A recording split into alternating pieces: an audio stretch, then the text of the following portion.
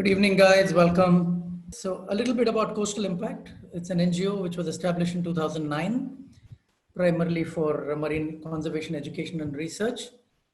And we also own Barracuda Diving, which was established in 93, which was India's probably the first mainland recreational scuba diving center. So right now we are doing a project for coral transplantation using the microfragmentation technique.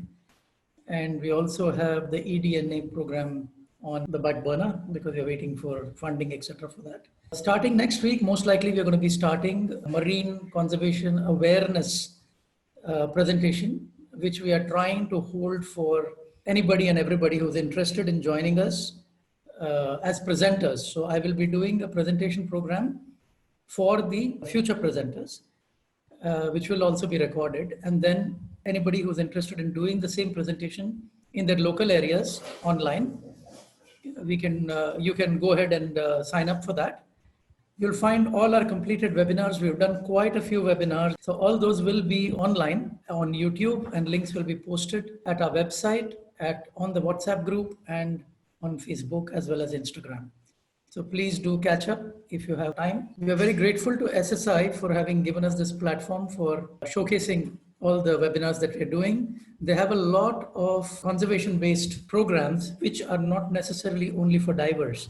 Even as non-divers, you can join in and you can go through all these courses, which have excellent information in them and which are a great platform for learning. And they're very, very cheap. You do need to pay some amount for the online manuals.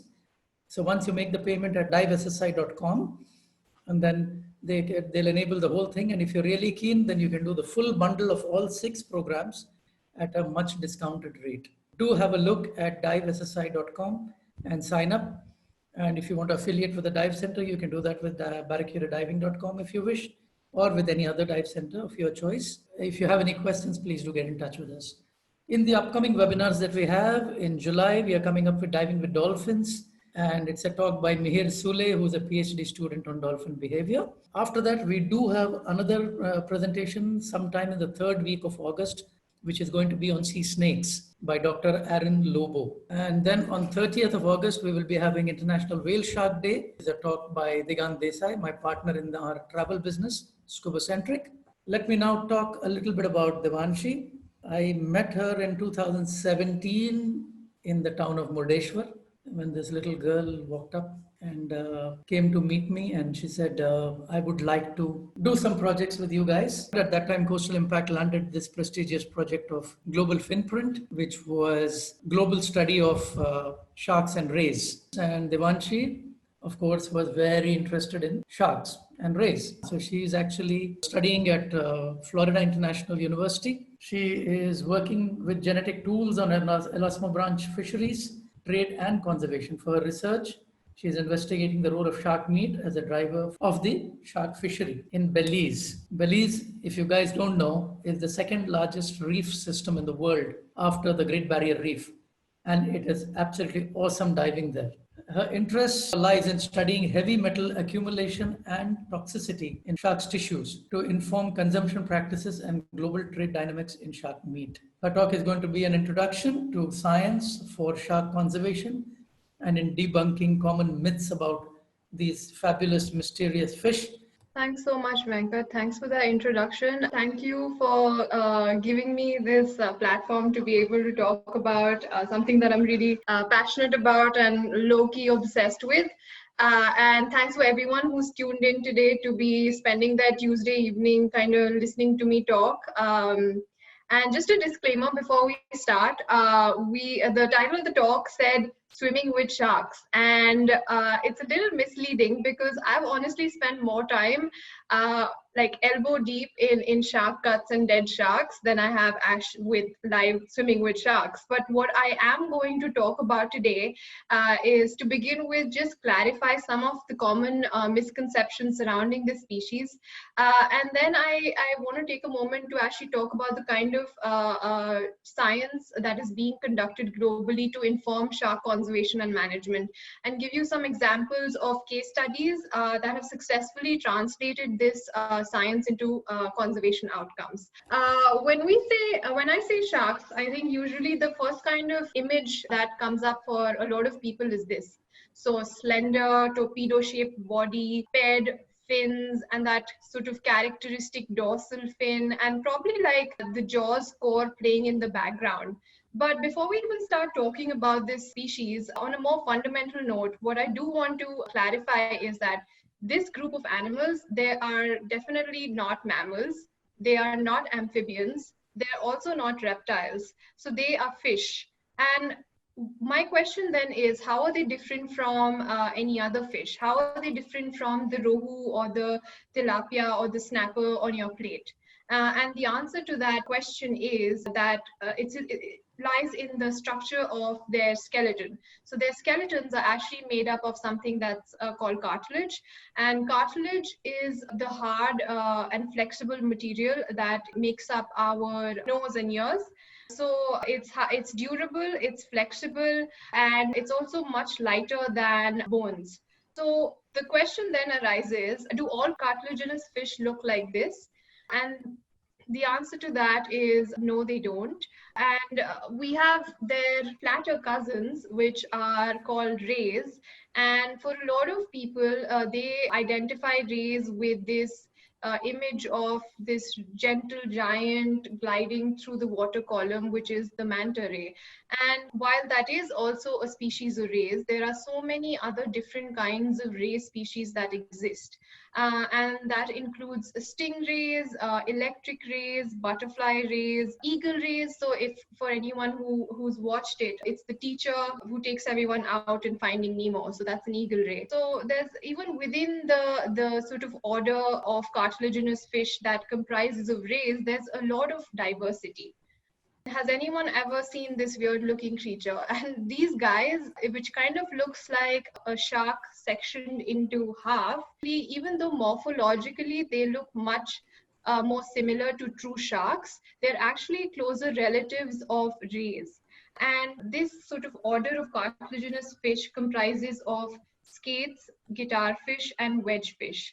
Now, an interesting fact about this particular species is that the fins of wedgefish and giant guitarfishes are actually one of the most expensive high value fins in the Hong Kong fin trade. And I'm going to talk more about that towards the second half of this presentation. So the other guy I wanted to talk about was this little guy, and I mean not so little, but this kind of looks like a shark with a chainsaw attached to it. And again, even though morphologically this looks closer to a shark, they are more closely related to rays. And so this is a sawfish. And they can be easily identified with this characteristic serrated rostrum they have. And because of this sort of feature, they also get into a lot of trouble. They're highly vulnerable. All species of sawfish are also a Schedule 1 species under the Wildlife Protection Act of India, which means that you absolutely cannot fish for them. And they are not to be confused with saw sharks, which also have this serrated rostrum. But the key difference of how you can identify a shark from a ray is just by looking at the position of the gill slits.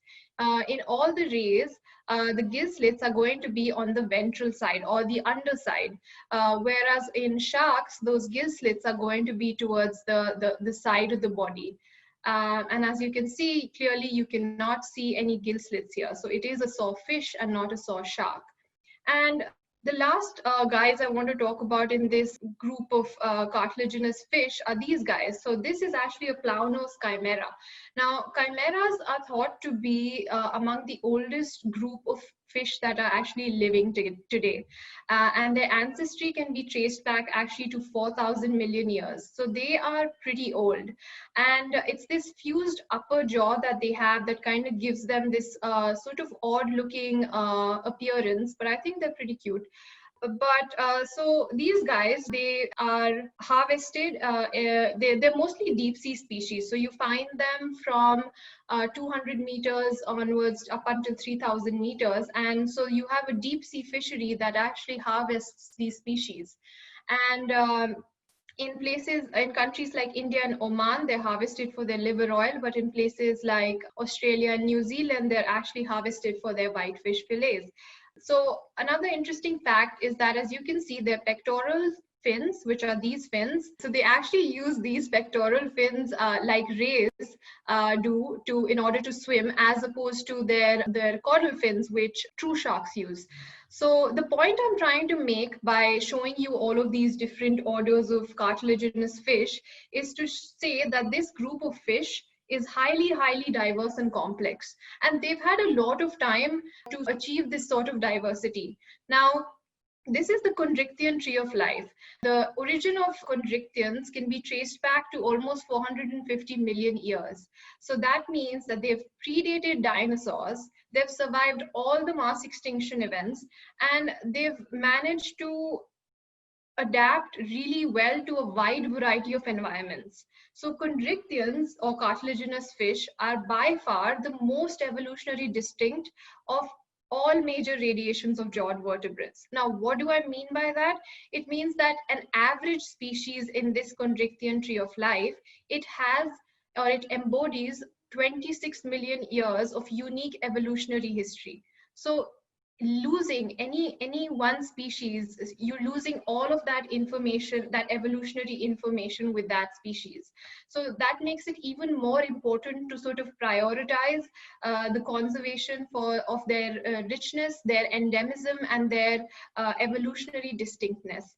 For anyone who's interested, I'm not going to go too much into this, but for anyone who's interested in phylogeny or the evolution of chondrichthyans, please look up, there's a project by University of Florida, and they put out, they published the Chondrichthyan tree of life, and they were actually able to map almost all the species of chondrichthyans that exist. It's really cool. It's open access, and it's available online. Cool. So moving on, if I were to ask you how many shark species are there, and the answer to that question is there's 500 and a little bit over 500, and more species are being discovered every day. Now, if I add rays to this mix, and I'm referring to true sharks, but if I add rays to this mix, that brings the number to somewhere around 1,200 and even more. So obviously, if there's so many of these guys, they have adapted to a wide variety of environments. So you'll have species that are predominantly coastal, and then you'll have species that are freshwater. You have species that are pelagic or open water species, and then there are species that are more reef associated with smaller home ranges. And there are also certain species that have adapted themselves really well to deep sea ecosystems. So all of them are, so I think, I mean, they're really, really cool, they're really complex, and there's a lot to sort of learn about them. So obviously, not all of them look the same.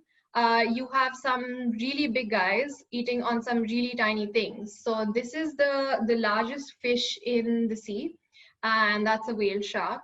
And they can grow up to be 12 meters, even some more, 18 meters in some cases. And they're actually filter feeders, and they feed on tiny microscopic plankton and krill and fish eggs and small crustaceans. And then you have certain little guys with a really big personality. So that's a cookie cutter shark. And what it likes to prey upon are, it likes to take upon things that are much bigger than it in their size. So you'll find a lot of, there's evidence of cookie cutter wounds on whales, on dolphins, on other bigger sharks, even on pinnipeds such as seals. So they just suction attached to the animal, and they kind of take this big chunk of flesh out, and that's just what they do. So the next sort of species I want to talk about is this. This is a Greenland shark.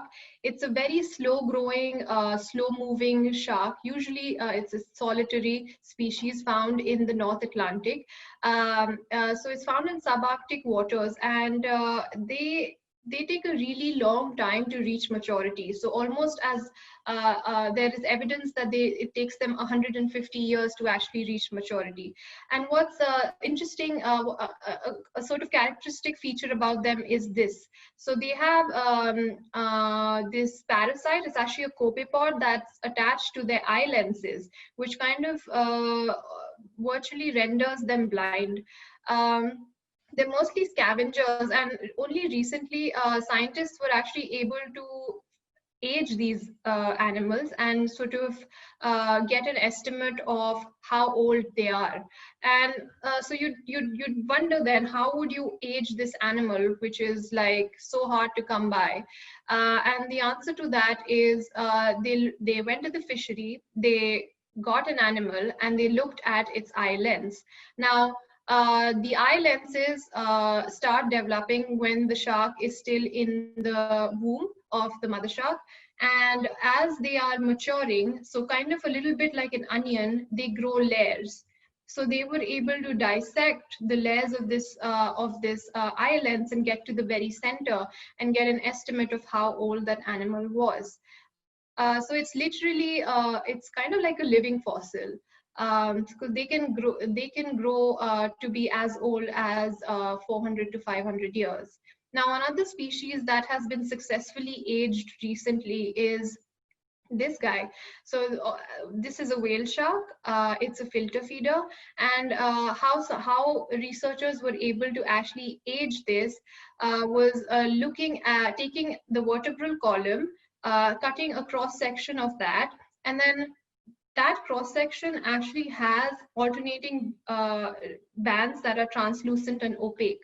Now it's kind of like, it's similar to growth rings in trees, and so they were able to actually use carbon dating to get a sense of how long it takes to actually develop another band. And I think they found that out to be an annual development. So you would get, so so a shark would get one new band for every year.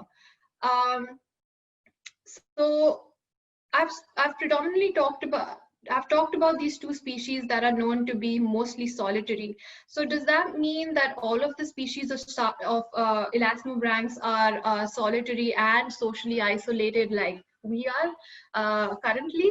And the answer to that is no. Depending on the species, there are social structures and social hierarchies for shark species, and they can be segregated. These structures can exist based on sexes.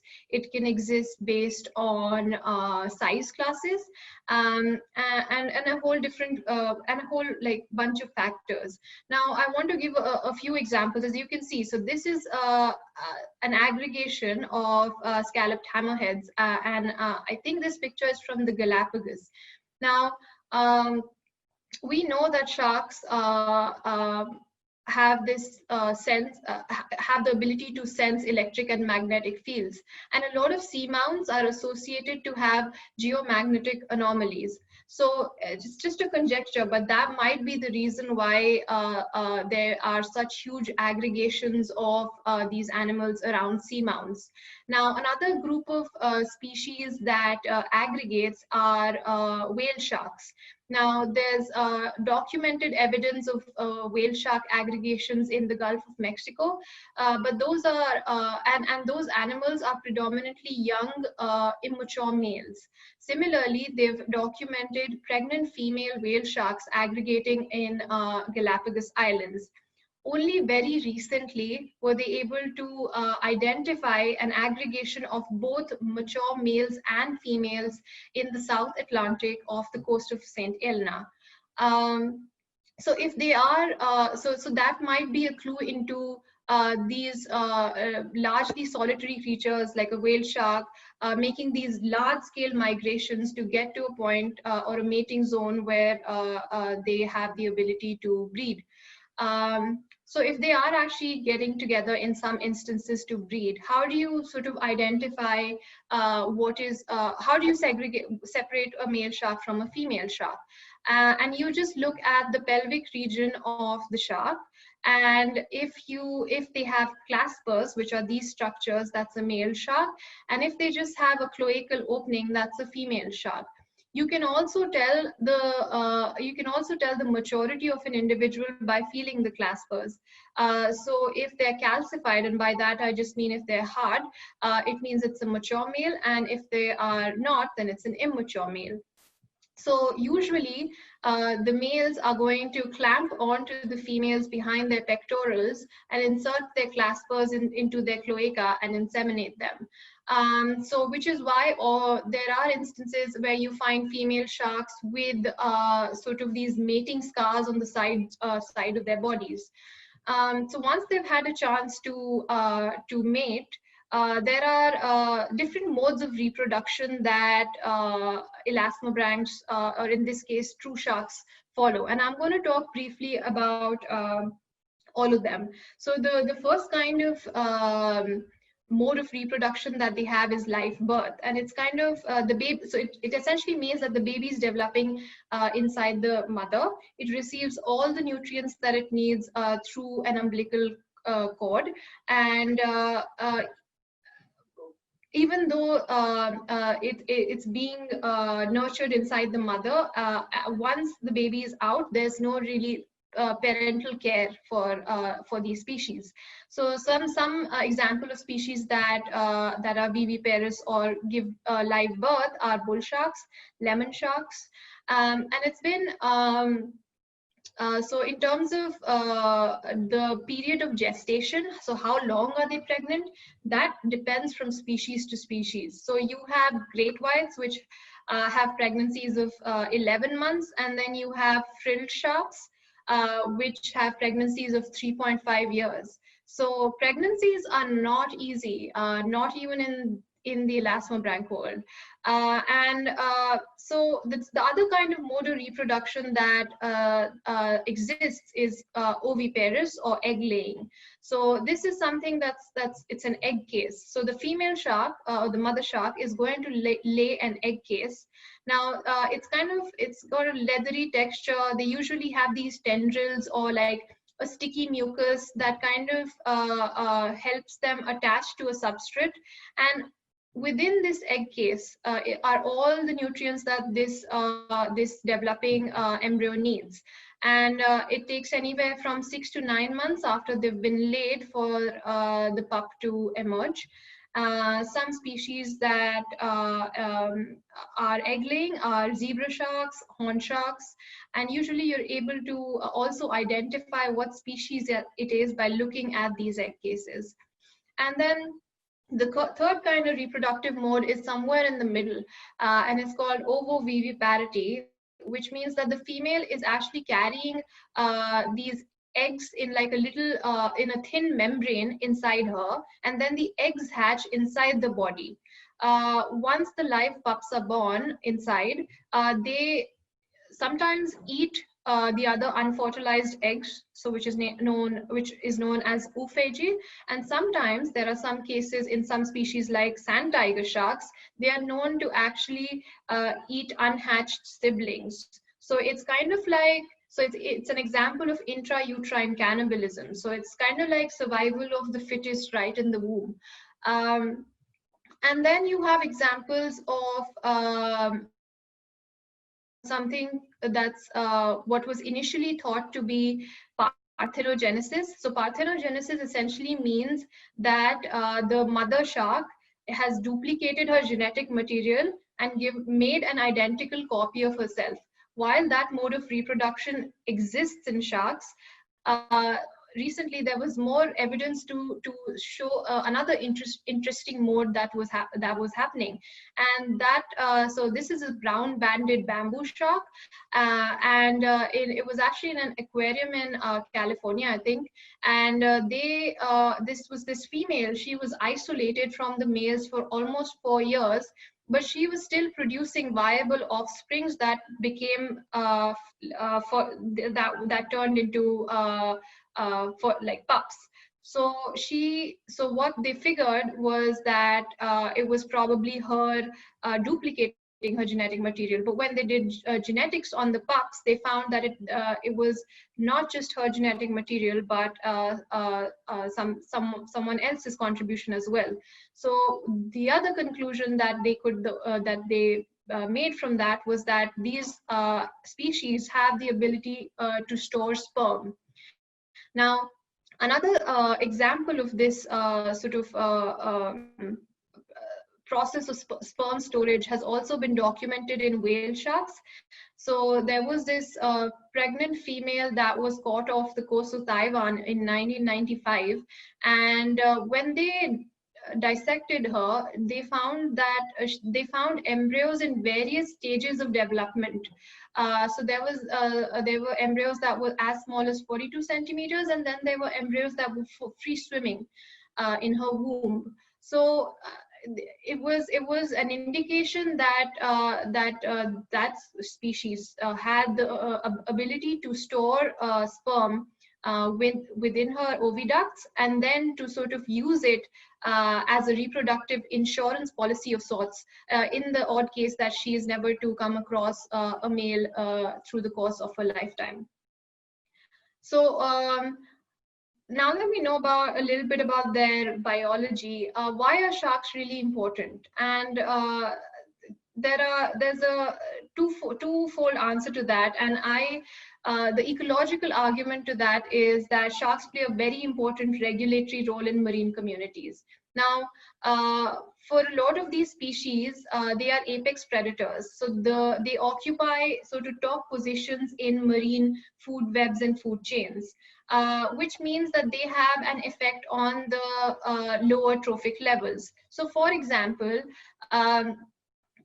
okay, I'm going to talk about a real life example, but so not only do they have these regulatory properties, they also sort of prey on the sick and unhealthy individuals in a population, generally maintaining a healthier population of species in the ecosystem. So why should we care? So we've talked about their ecological role, their important regulatory species. Now I want to talk about this example in Shark Bay in Australia. And basically, this is an ecosystem in which tiger sharks are the apex predators. And then you have herbivores, so you have dugongs and turtles that are then grazing on these seagrass beds. Now, there was a heat wave in 2011, and it wiped out large chunks of these seagrass. So what scientists found out after this heat wave was that in areas that had tiger shark presence or regulation from tiger sharks, seagrass beds were able to regenerate faster, because they were regulating the populations of the herbivores that were feeding on these seagrass beds.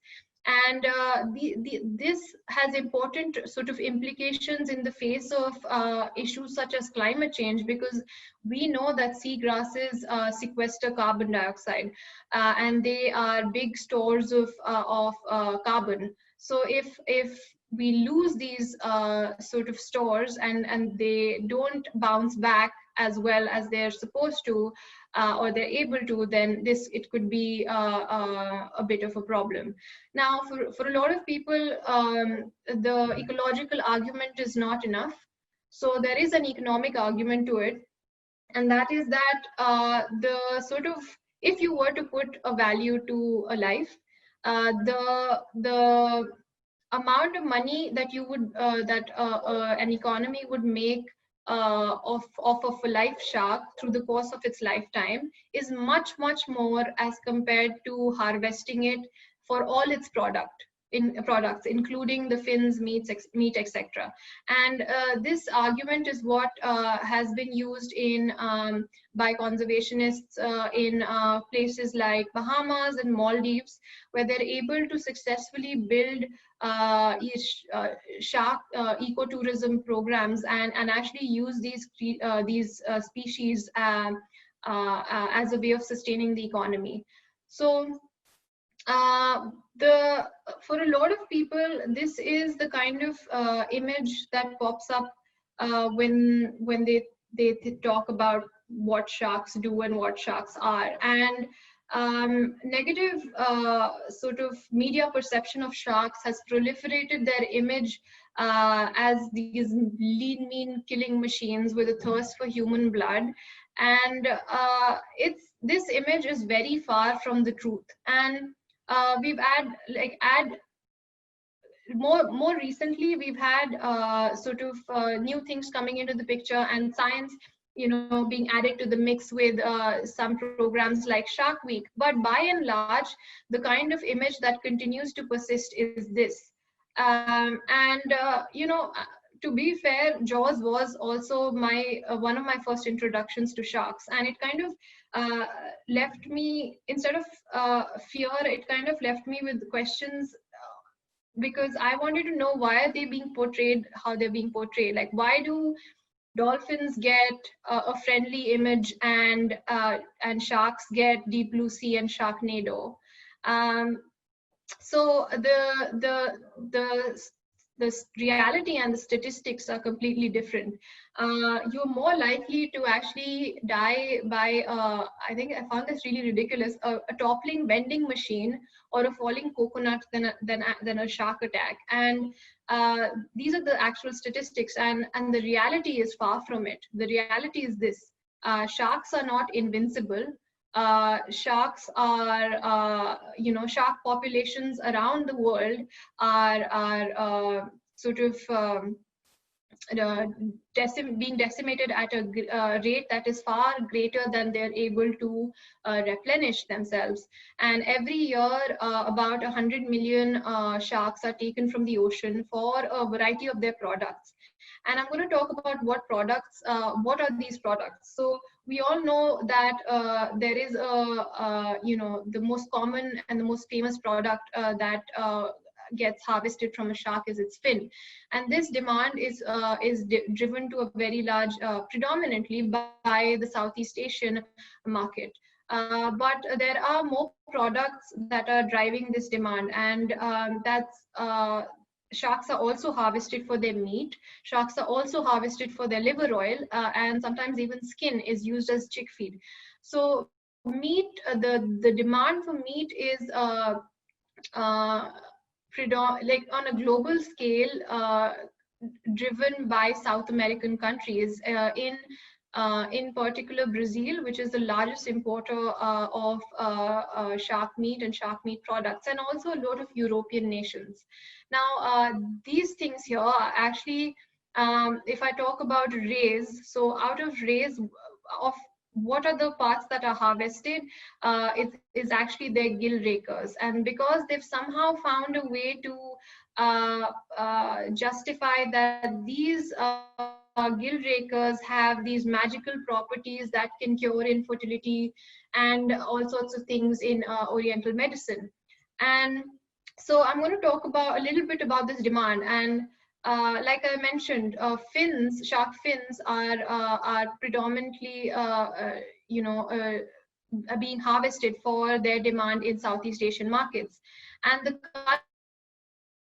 culprit is this bowl of soup, and this is shark fin soup, and it can go for as much as $100 a bowl. And what essentially is being harvested from the fins are actually something called ceratotrichia, and it's actually this gelatinous thread-like structures that's in the fins. They don't have they just add sort of texture to the soup. They don't have a taste or flavor of their own. They kind of take the flavor of the broth. Yet it's got cultural significance in Southeast Asian cultures, and it's considered to be a luxury item. It's considered to be a symbol of prosperity and abundance, and that's why it continues to be harvested. I don't know, maybe some of you saw recently there was the biggest seizure of shark fins in Hong Kong history, and it was these two big shipping containers from Ecuador, and it was made entirely of two species which are now in the CITES, which is, I'm going to talk more about CITES, which is the Convention on International Trade of Endangered Species of Wild Flora and Fauna. But they had these thresher sharks and silky sharks, which are enlisted on the CITES and are supposed to be accompanied by the required export and import permits, but they did not. They came under they came in shipments that were labeled dried fish, and they ended up being 26 tons of shark fins from CITES listed species. So unregulated trade is very, very obvious, and it seems to be a continuing issue. Now, a lot of people, like I said, are harvesting parts of the shark that they think that Oriental medicine is kind of touting as a magical cure for a lot of ailments, including cancer. And just to be very clear, it's true that sharks heal faster. It's true that sharks have relatively good immune system. It's true that they might even have some antibiotic properties in their livers. But do they cure cancer? And the answer to that is no. There are documented records of sharks getting both benign and cancerous tumor growths.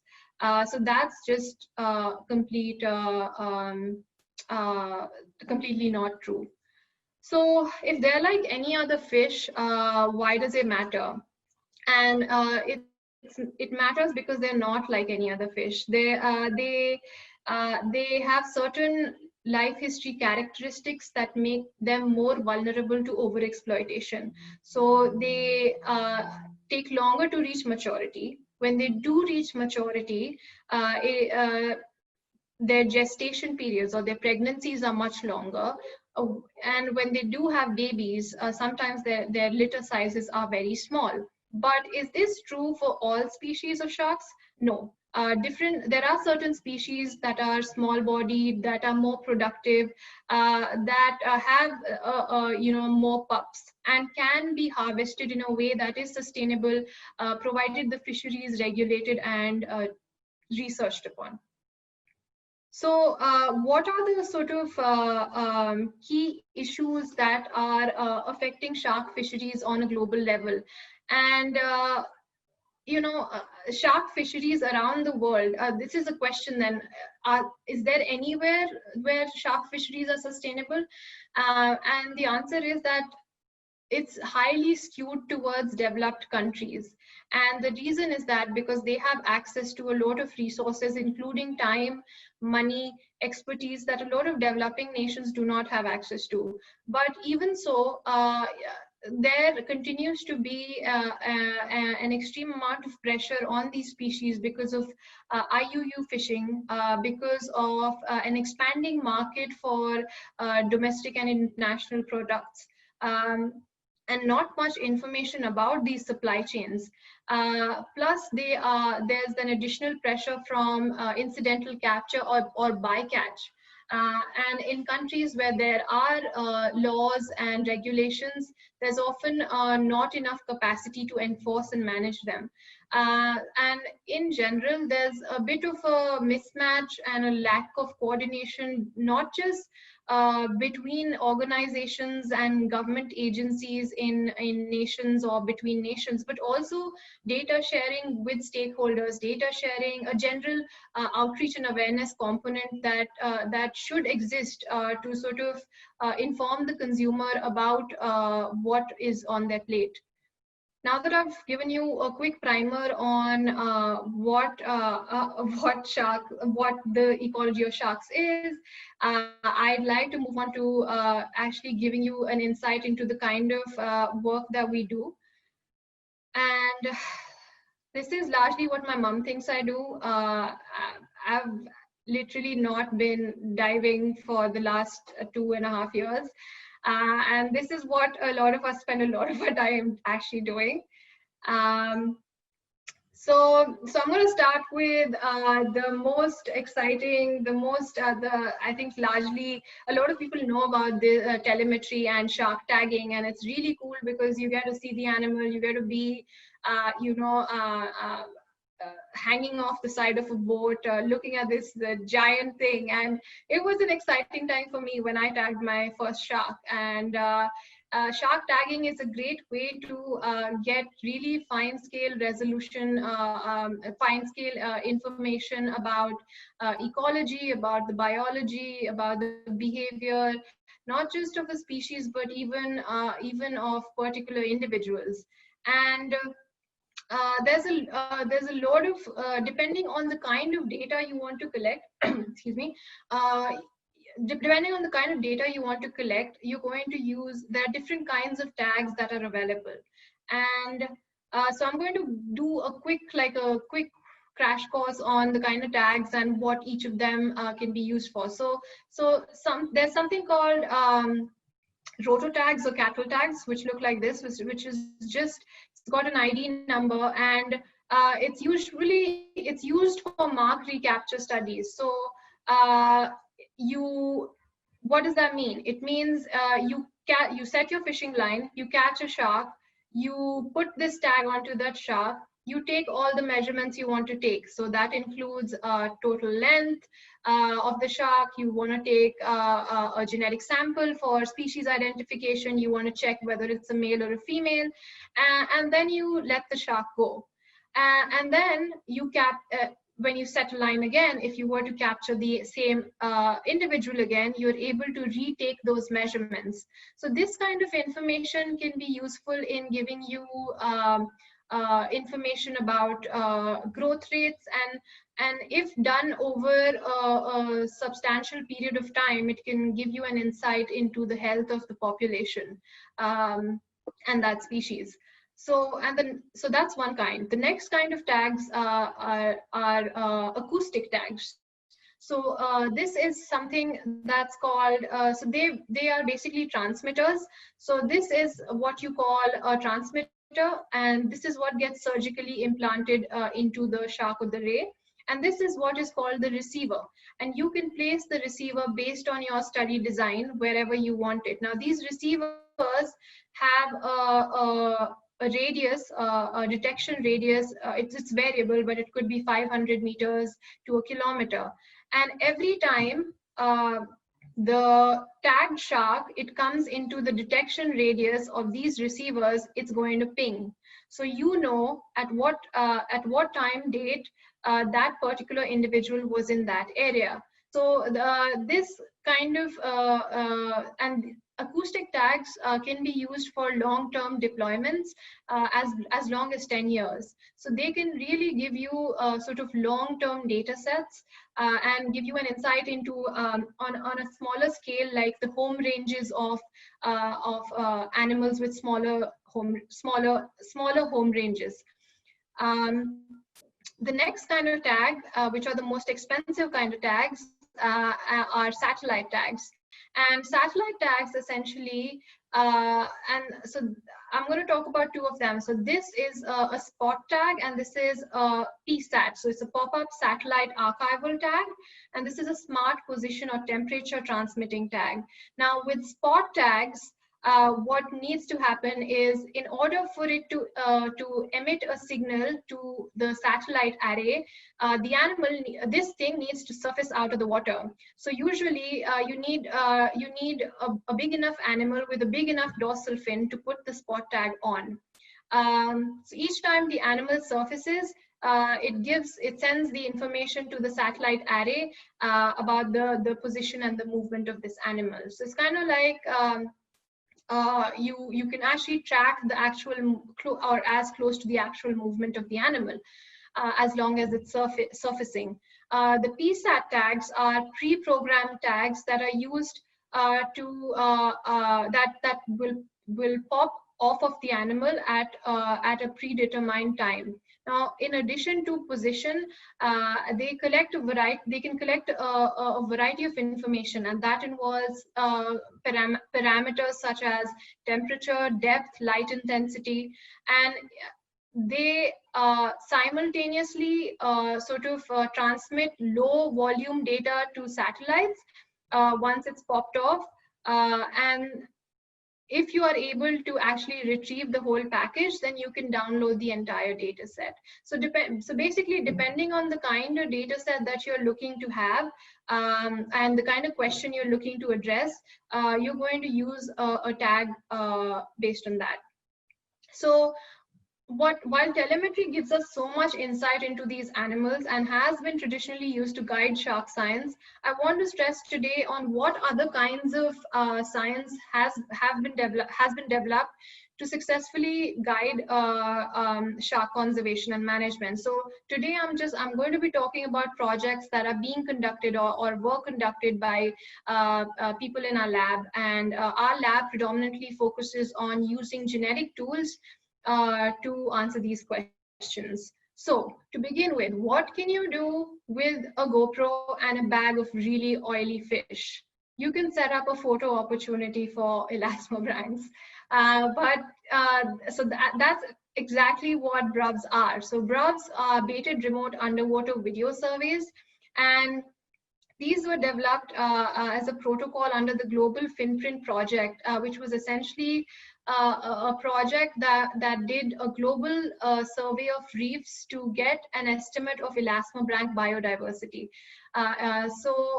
The kind of information that this project was hoping to provide was, and I'm going to show you a few videos about that. So we had these surveys in India as well, and off of the 80 deployments that we set up in India, we actually only caught one species of ray. So that's not very great, but there were areas, and because this was a global survey, there were areas that have been identified as sort of these bright spots, which means that how did they characterize bright spots was that these were areas that were open to fishing pressure, yet they had an unexpected abundance of elasmobranchs. And so these areas can be developed as examples of developing a fishery that is sustainable, that can support the livelihood and keep the fishery intact. In addition to that, they also identified some refuge areas which were stronghold of these really sort of threatened species, including great hammerheads in the Bahamas, in Palau. And then the final thing that they could characterize was hotspots, and hotspots were essentially areas which are now pristine habitats and have no fishing pressure or are inaccessible and continue to harbor a very good abundance and mass of elasmobranchs. So this was a tiger shark, and this is footage from Colombia from the Global Finprint project. Now, there have been direct conservation impacts from the result of the Global Finprint project, and one of them has been that the Belize government, based on the data from Global Finprint, was able to preemptively designate their entire EEZ as a ray sanctuary. So that was a really big conservation win, both for Belize and for elasmobranchs. But what do you do if you can't really get onto a boat to tag, or you can't really go out to get set BRUVs?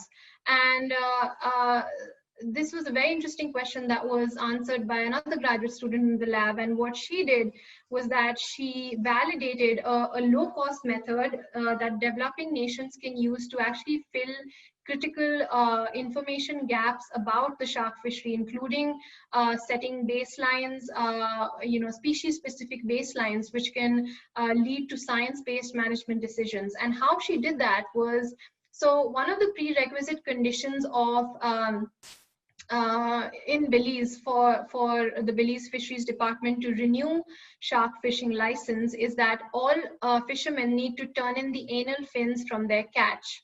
So the first thing, so this is in collaboration with the Belize Fisheries Department, and the first thing that she did was she took these anal fins and she was able to, based on these anal fins, she was able to identify what species these anal fins came from. So that was step one. So she knew what species were being fished for. The second step was that she took the length of the anal fin and she developed a relationship between the anal fin and the total length of that animal for the four most commonly fished species in the Belize fishery. So now you have two kinds of information. You have an information which says these are the most common species in the fishery, and then further from that you have this information that these are the size classes of the individuals that were fished out. And based on that information, she was able to sort of get an idea of, based on the different species, for the different species, whether or not the individuals that were being fished out, they were able to reach maturity before they got fished out. And if you look at these graphs, so this is the length at maturity, this dotted line, and this is the sharp-nosed shark, and this is the bonnet-head sharks. So for these guys, you can see that most of the individuals are being fished out once they've had a chance, once they've reached maturity. So you could assume that they've had a chance to put in back into the population. So these fisheries are good. They can continue to harvest these species. But then if you look at Caribbean reef sharks here, and if you look at black tips, that's not looking very good for them.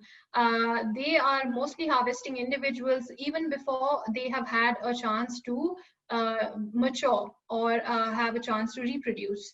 So this is the kind of information that can be used in other developing, that can be adapted and used in other developing countries with sort of the same constraints, which are usually logistical and financial challenges.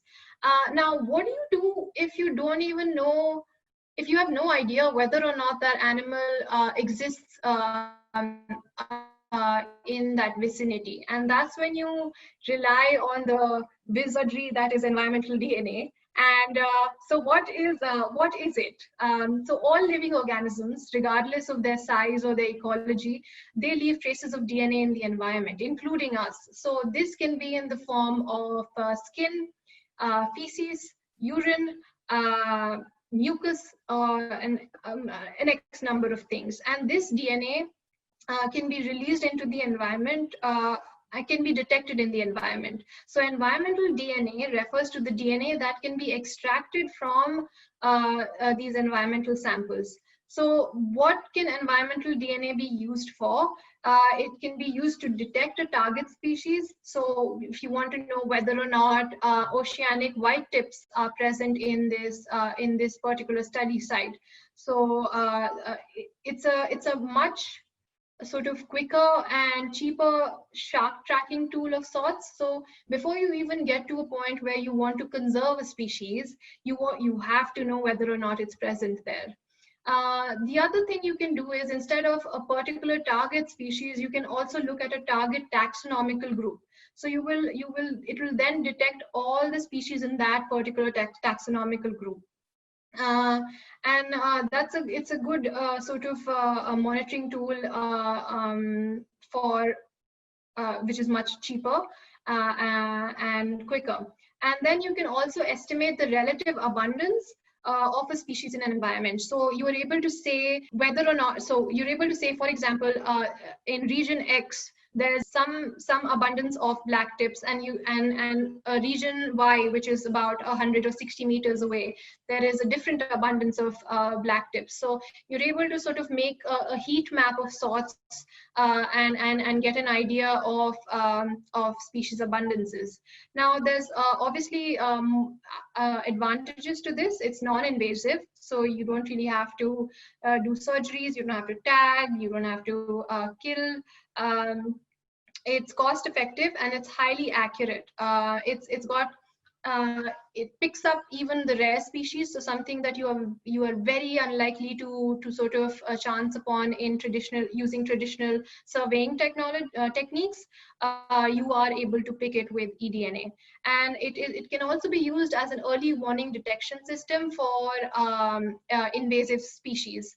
And I think with climate change, species invasions are becoming more problematic and possible, and I think it's a good technique to use there.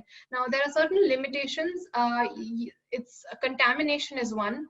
You can contaminate your sample and get a false positive. So you will detect a species where there is none. You cannot get finer scale resolution of information such as sex of an animal, size of an animal, age, etc. And obviously there's a limit, there's a time limit on how long DNA can stay in the environment. So depending on the kind of environment that you're in, so if you're in an environment that is highly dynamic, like a marine or aquatic environment, it's got a shelf life of a few days. But if you're looking for a species in a permafrost environment, then that can stay preserved for thousands of years. So how do you do that? So it's really simple. So you take something like this odd looking contraption, which is it's called a Niskin bottle. You chuck it off the side of a boat. It's obviously, you tether it to a rope, and then you pull it back up again, and that's your water sample. And then you take that water sample and you plug it to a pump, and then you filter it using a really fine filter, so that it has all the DNA fragments in that little filter. And then you sort of take those filters and you take it to the lab, and then you extract the DNA fragments from that filter. Now, once you've extracted them, you also add something called a primer into that. So now, what are primers? They're just short fragments of DNA or RNA strands that are highly specific. Think of it as really specific Velcro strips specific for shark DNA. So they will stick to the shark DNA in your extracted sample and isolate that. Once you've done that, you're going to replicate or amplify that DNA that you have, and then you're going to sequence it. And then once you sequence it, you get like this really big data set, and then you can compare it with existing literature and existing databases to sort of say whether or not your species was present in your sample. So while exploring the fishery gives us an idea of the supply and production end of things, it is important to understand the market and consumption to get a full picture. And I'm going to talk about the work that the lab's done on the shark fin trade for this purpose. Now, there was this report by Shelley Clark and Dent. It's an FAO report in 2015, and they were able to sort of put out these maps, which sort of gave an idea of the supply chains that both fin and non-fin commodities were following globally. And it seemed to sort of indicate that Hong Kong was the hub for fins. And so our lab set up collaborations with people in Hong Kong, and they set up this really long-term monitoring study, where they wanted to sort of, to begin with, get a sense of the species composition of the shark fin trade in Hong Kong. So obviously, right off the bat, what they found was that Hong Kong is the biggest importer of shark fins, and it's responsible for at least half of the global trade. Now, while visual identification is possible for a lot of species, so if you get a dorsal fin from a species and you look at it, there are certain markers that can help you identify, well, this is an oceanic whitetip. It's pretty obvious. But what often happens is, by the time that the fins reach Hong Kong, they're in a state that is often highly processed. It's gone through cycles of bleaching. There are really no visual clues left for you to be able to identify them to a species level. Now, so in order to circumvent that problem, Diego, the graduate student who was studying them, was able to use genetics to be able to identify what species were in the trade. Now, something that I need to talk about before I talk about what he found was there are certain, obviously, every country has some national legislations in place, whether that's with regards to the fishery or the trade. But there are also some international agreements that are in place, and one such agreement is CITES. It's an international agreement between governments of the contracting parties that are signatories to sort of regulate the trade of wildlife products. And this includes products that are generating from sharks. Now, while CITES, it's a framework, so they are legally they have to implement it because they're legally bound by it, but they need to adapt it into their domestic legislation for it to work. Now, CITES seems to be the only sort of this international agreement with any sort of teeth, just because of the fact that the contracting parties have the ability to issue trade embargoes on countries that are not complying with the regulations. Now, similar to how we have the Wildlife Protection Act in India, you have different schedules under that. CITES also has different appendices. Depending on the appendix that it's in, so Appendix 1 means species are really threatened by exploitation, so you cannot harvest them unless special circumstances like science or research. And you'd need both an export and an import permit for it. And then you have Appendix 2, which means that they're not yet threatened with overexploitation. So you can harvest them, but the trade needs to be sustainable. It needs to be traceable, and it needs to be legal. So it needs to be done in a way that did not cause harm to the stock that it's harvested from, and it needs to have an export permit. So what he found, so under CITES in 2013, the 3 species of hammerheads and the oceanic whitetip were proposed and accepted. In 2016, the 3 species of thresher sharks and the silky shark were proposed and accepted. In 2019, the 2 species of mako sharks were proposed and accepted. So after they proposed in 2000, after the CITES of 2013, this research was conducted from 2014 to 2016, and he found evidence that suggested that CITES species continue to be found in the Hong Kong fin market. So there was some sort of there were supply chains that were not legal, and there was some sort of non-compliance that was happening there. So, okay, once you know that there are CITES species in your market, how do you then help the Hong Kong authorities to implement this from their end? And it's really difficult because the kind of shipments that they get are massive, and it's really not possible to either visually identify or go through each of these fins one by one to be able to say whether or not they are from the protected species. So what he did, what Diego did then was he developed something of a toolkit, and this is what it is. And this one's it's kind of like he set up a mobile laboratory of sorts, and it's actually something. So basically, it's a machine that helps you detect whether or not there are CITES species in your sample.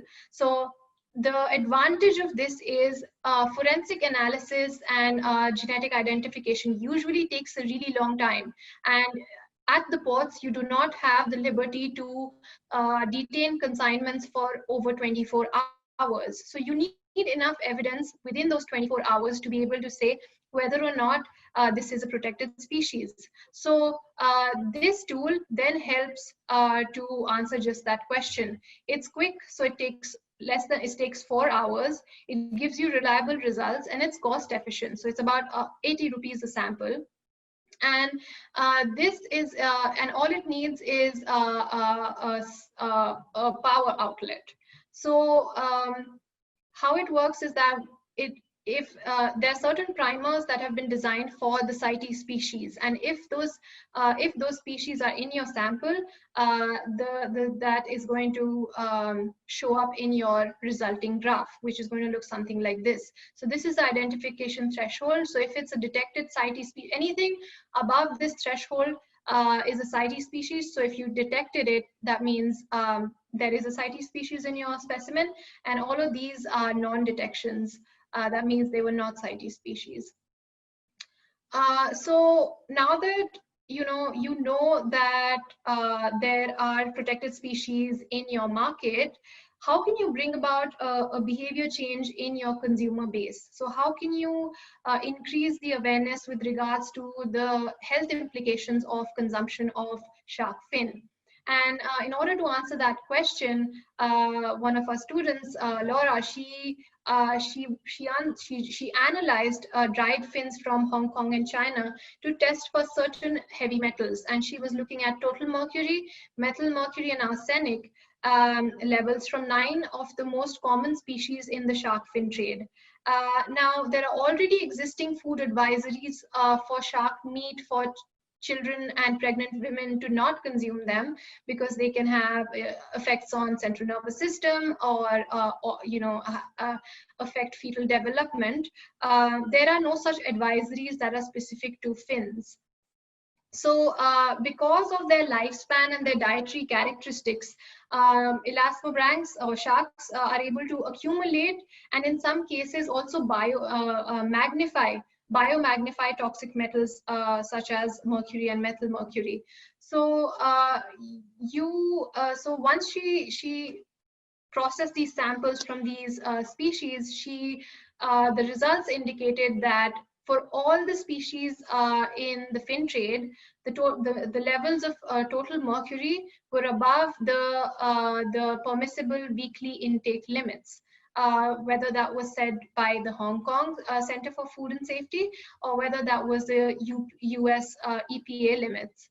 And so things were not looking great. And then if you look at so methyl mercury is the organic form of total mercury, and what is the toxic form of mercury. So the methyl mercury to total mercury percentage in all the processed fins were found to be about 70%. And for most for species that were very common in the trade, so including the hammerheads and the blacktip species, even if you sort of adjusted for the methyl mercury levels in this level of total mercury, they were still over the advisory limits for weekly intakes. So the bottom line is they are one, they're not good to eat, so you shouldn't be eating them, and two, the consumers were not being made aware of this fact. And three, if you were paying for something of a fin of a great hammerhead, which is a very high value fin in the fin trade, you are essentially paying for something that is more toxic. So I think what the need that sort of the lesson that came out of this study was that there was a need for species specific labeling and food alerts that kind of include the name of the species with the associated adverse health effects. And in a more generic manner, fins should have an advisory or a warning which says that there are toxic metals, including total mercury and methyl mercury in them. And so that was the work in the lab. And I think I just want to kind of, give an overview of shark fisheries in India, although I've been a little bit removed from the kind of work that's being done currently here. I would like to talk about a few sort of issues that are currently existing in the shark fishery, in the elasmobranch fishery in India, and it remains. The fact remains that there is still a big knowledge and information gap with regards to existing species-specific baselines in India, and there are inadequate measures to regulate the fishery. In cases, there are more generic regulations. So there'll be seasonal closures, there'll be gear restrictions, but there are no species-specific regulations. And as we've seen, throughout the course of this presentation, that considering how diverse these animals are, it becomes even more important to sort of identify the individual species needs for conservation and management. There is not enough capacity to actually enforce the existing regulations, and in a lot of these studies that are being conducted or research that's been conducted on elasmobranchs, there is not things.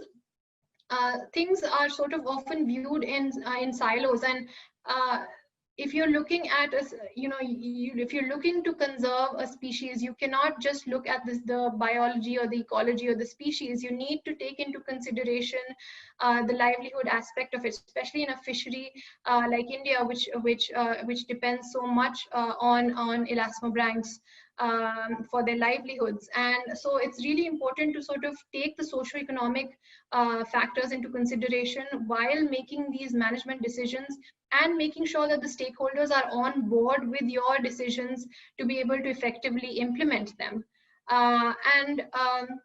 So just quickly, these are the kind of general regulations that exist and laws that exist in India. So you have the Wildlife Protection Act of India, and there are certain species that are under that act. Honestly, most of these species are not very common in the fishery. There is an MOEF issued a fins naturally attached policy, which means that fishermen are required to land their sharks full. Traditionally, India has been a zero waste, the shark fishery in India follows a zero waste policy anyway. So when the sharks are being landed, they're being landed whole. So the fishermen are using all the parts of the shark. And then there came to be a blanket ban on the import and export of all shark fins. And my personal opinion, I think blanket bans are unlikely to benefit people or wildlife, and are unfeasible because they're overlooking the complexity of this trade. And it gives, not only that, it ends up giving rise to supply chains that are illegal, and then that's going to increase the risk of trade being controlled by organized crime. So I don't think that was a really great way to go forward. And then, of course, India is also a signatory to CITES, and I've already talked about CITES. And these are the species that are on CITES and are also found in Indian waters. Now, the last thing that I want to end with is, it's not all gloom and doom in India. There are increasingly, there is more and more relevant research and literature that's being done in the right way to sort of guide conservation, elasmobranch conservation and management. And one of these studies that came out recently was this, and Divya, and she was able to, basically they investigated while shark fins were found to be a very valuable commodity. In India, in fact, it is actually shark meat that is driving the fishery. And they looked at Gujarat and Maharashtra, which was contributing to about a little more than 50% of India's shark harvest. And they did really thorough semi-structured interviews with fishermen and traders. And they got this sense of the market that's domestic that is driving the fishery, as opposed to the international demand for shark fin. And then there's also these studies Zoya did this excellent. She's been working on elasmobranchs in Andaman Islands, and she this study was it's one of the studies where she was able to build a species specific baseline and a checklist for the Andamans and India, uh, and collect life history characteristics for and catch composition for the predominant species in the fishery in Andamans.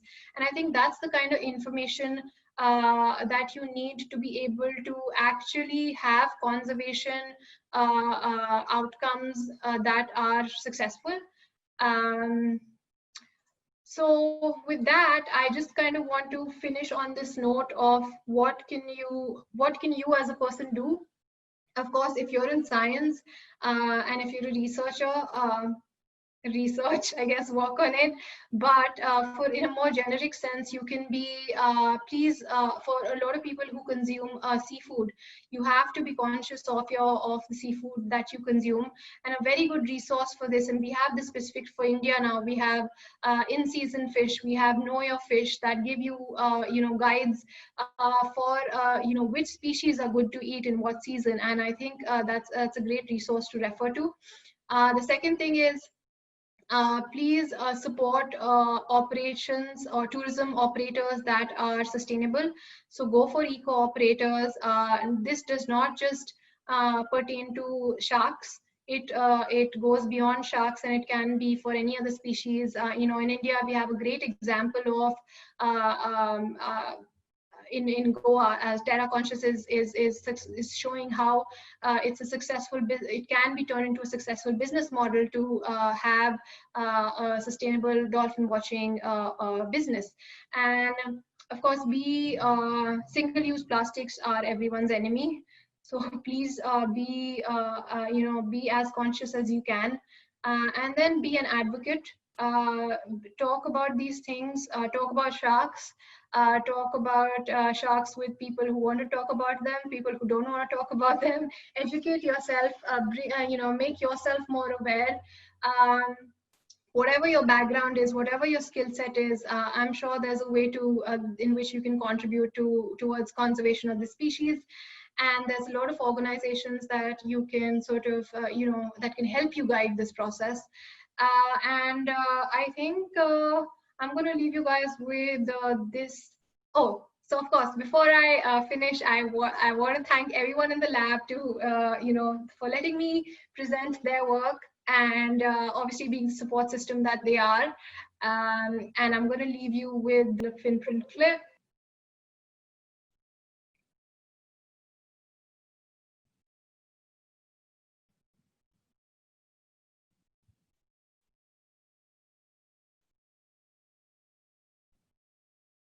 So that would be all from me. Thank you so much for your time and patience.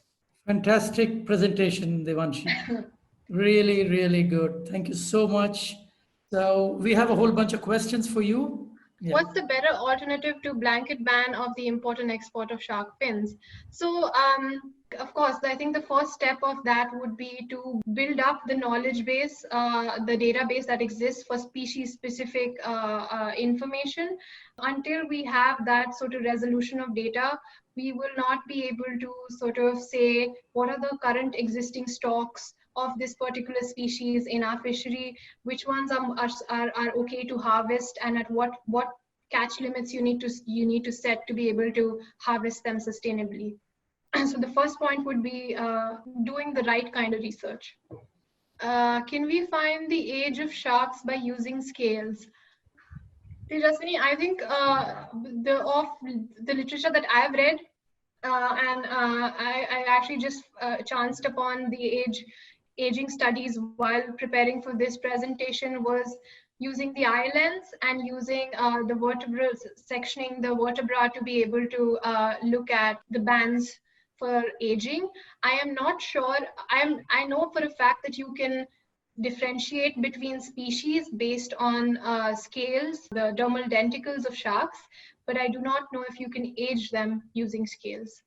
Once the shark is subjected to finning, can you as a conservationist help them survive before they sink to the bottom of the ocean and become food for other ocean life? No, you cannot. Unfortunately, once they've lost their fins, there is nothing. There's no magic pill that you can slip them to revive them. That's the end of their lives.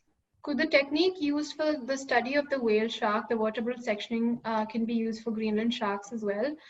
I am sure, but I think the issue with that was that I think Greenland sharks are harder to come by, but that's not true. I mean, even whale sharks are harder to come by. But I am sure, I mean, if they have that kind of pattern of alternating translucent and opaque bands in their vertebrae, if that's the kind of that's the same kind of anatomy they have, I'm sure they can. The feeding habits of all sharks are same or different? Completely different. Well, not completely, but like different species have different habits. And so you'll have, like we spoke about, you'll have the whale shark, which is the gentle giant. It's such a big animal, and for an animal that size, it feeds on tiny microscopic plankton. You have bonnet heads, which there's been research to say they are omnivorous, so there's actually evidence of seagrass in their stomachs. So yeah, they're a good mix. Which is the most common shark species found in India? I know that the common species in the trade, and that's they have threshers and silkies. But off of the fishery, well, in the coastal fishery, you have milk shark. That's very common. But in the pelagic fishery, it moves to deep sea species, and then that changes which species. So it kind of depends on what habitat you're looking at. So if you're looking at deep sea ecosystems, you'll have this species in the dogfish family. You'll have bramble sharks that are most common. If you're looking at coastal fisheries, you will have milk sharks that are more common, and the smaller bodied sharks. Just to add to that, from what bycatch we have seen in the local markets in Goa, there are hammerheads, but I presume, as you said, they are pelagic, so you find them further off the shelf, but primarily babies, not really the adults. I can sort of explain why that's happening. It's because a lot of these bigger bodied sharks, a lot of these species, they come into coastal areas, so mangroves and estuaries, which are more protected and have a lot of prey sources to give birth. And that is why a lot of these smaller hammerhead species that you're seeing in the market as bycatch, that's actually the reason why that's happening. And also, I think I've seen white tips, black tips, reef sharks, not the oceanics, also as bycatch, quite a few of those in the market. During the monsoons, there has been evidence of a lot of bull sharks, which apparently go up the river in Mandovi and the Zuari. Yeah, bull sharks are one of the species that can tolerate being in freshwater. It's actually one of our lab mates, her favorite species, and it's a study species. And so they have this mechanism which allows them to retain salt in their body, and then that allows them to go into freshwater and come back. How fast can sharks swim? So the fastest shark in the shark species is the mako shark. So there's two species of mako sharks, long fin and short fin makos. I don't know I don't know the exact speed. I remember reading somewhere it was clocked at something like 60 kilometers an hour. Okay. I think there is one more from Sunanda was asking what is the most common disease they suffer from? Is it cancer? She's joking. I don't know. I'm not really sure, but sharks do actually have parasites on them.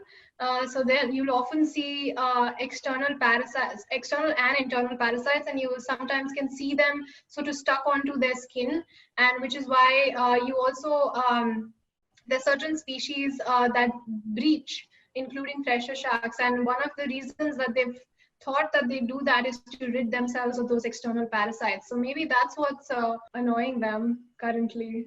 Don't whale sharks also eat small bait fish? I've seen them doing that. Yeah, I think basically anything that's good enough to get through and get absorbed by the internal gills and the filters there.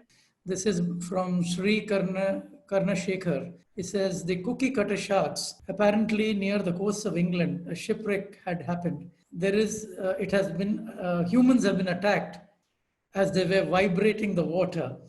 They seem to Mhm. attack in packs, cause some gruesome wounds. What is your suggestion about this? So I found that question. I think he says, do cookie cutter sharks, do cookie cutters tend to attack humans in packs? No, they we're not one of their preferred prey sources. Also, no, they don't. I don't think they're pack hunters. And the species that was associated with shipwrecks are oceanic white-tip sharks. And I think I can't remember, but there was a big shipwreck, and then the people got picked off by oceanic white-tips. Yeah. There No, are so actually there are a lot of records of that during Second World War when the Allied forces lost a lot of ships to submarines, German U-boats, mhm. and a lot of the survivors they found were actually eaten below the waist. And Yeah, the but that's, culprit, I mean, that's always to say they could have been scavenged after they were dead, you know. also, yeah, yeah, but So they narrowed down the culprit to the blues, which mhm. were the deep water, pelagic sharks. Can you list out some of the deep sea shark species? So one of the deep sea shark species, Hexanchus, so six gill and seven gill sharks. They're blunt nose six gills. Recently, there was an expedition by Ocean X and CEI, and they were actually able to go down in a submersible and in a submarine and actually tag a blunt nose shark, a blunt nose six gill, and it's all the footage is online. So that's one. So six gills and seven gills are usually deep sea species. There's also bramble sharks in India, and they have these really thorny. Their dermal denticles, their skin is full of little like thorns. And then you have a lot of species that are in the dogfish family. So you'll have Thyrigalius. I mean, there's depending on the geography you're talking about, there's going to be different deep sea species. Can we reduce catch by bringing changes in gears used for shark fishing? Yes, absolutely. You can modify the kind of hooks you use. You can, if it's a gill netting fishery, you can modify the mesh size of your gill nets. And that's going to sort of segregate what species get caught in the fishery. So yes, absolutely. Gear modifications, you have turtle excluder devices. There's also some talks of shark excluder devices, which and they were testing that they were to emit small like electrical signals, and then that should sort of deflect sharks, or so they'd avoid it. But I don't know where that research is right now. Why do sharks have such high concentrations of heavy metals? There are two things. There's bioaccumulation and there's biomagnification. So bioaccumulation happens as an animal grows or becomes older. It accumulates heavy metals and chemicals from its environment. And then biomagnification means that a little fish gets eaten by a bigger fish, gets eaten by a bigger fish, gets eaten by a shark. And by the time that it reaches the shark, that little concentration of heavy metal has magnified that many times in the shark. And sharks, because they often occupy higher positions in food webs and food chains, they end up bearing the brunt of biomagnification. So depending on the kind of species that you're looking at, there'll be a slew of factors that will inform the kind of accumulation of heavy metals that's happening. So it will change by species, it can change by age, it can change by the kind of ecosystem it's found in. So if, say, for example, you're looking at species that are coastal, and then you have, in that estuary, you have an influx from an industry.